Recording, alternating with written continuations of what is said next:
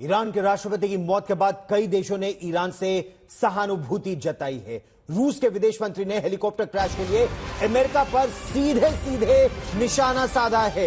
रूस के विदेश मंत्री सर्गेई लावरोव ने कहा है कि इसके लिए स्पेयर पार्ट्स की सप्लाई पर अमेरिकी पाबंदी ही जिम्मेदार है। सर्गेई लावरोव ने कहा कि इससे उड़ानों की सुरक्षा खतरे में पड़ जाती है। और अब हम आपको दिखाते हैं कि कैसे इस पूरे मामले में अमेरिका पर शक गहराता जा रहा है। और यह जो शक है, यह पहले ईरान के पूर्व विदेश मंत्री ने जताया और अब रूस के विदेश मंत्री सर्गेई लावरोव ने।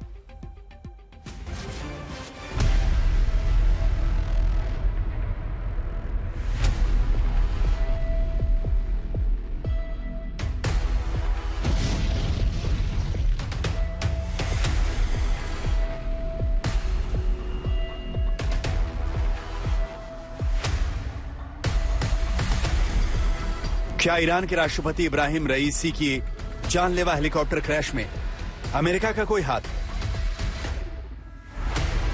क्या यह सिर्फ हादसा नहीं, कुछ और है? और क्या ईरान की शह पर नाक में दम कर रहे हमास, हुती और हिजबुल्लाह का मनोबल तोड़ने के लिए अमेरिका ने सीधे ईरान के राष्ट्रपति को मरवा डाला?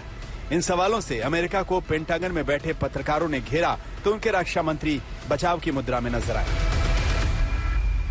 सवाल यह है कि अमेरिका को बार बार सवालों के कटघरे में क्यों खड़ा किया जा रहा है? तो जवाब यह है कि ईरान के पूर्व विदेश मंत्री जावेद जरीफ ने रईसी की मौत का जिम्मेदार अमेरिका को ठहराया।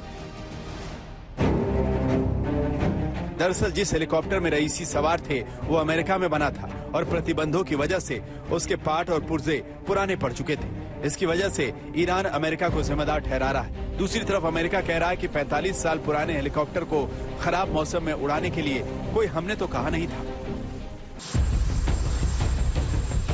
ईरान को गलत और खुद को सही बताने वाले अमेरिका ने अपनी पाबंदियों को 100% जायज ठहराया है। अमेरिका ने कहा कि जो ईरान विमानों हेलीकॉप्टरों का इस्तेमाल आतंकियों को हथियार देने के लिए करता हो, उसे अमेरिका नए पार्ट पुर्जे देने की पाबंदी भला क्यों न लगाए।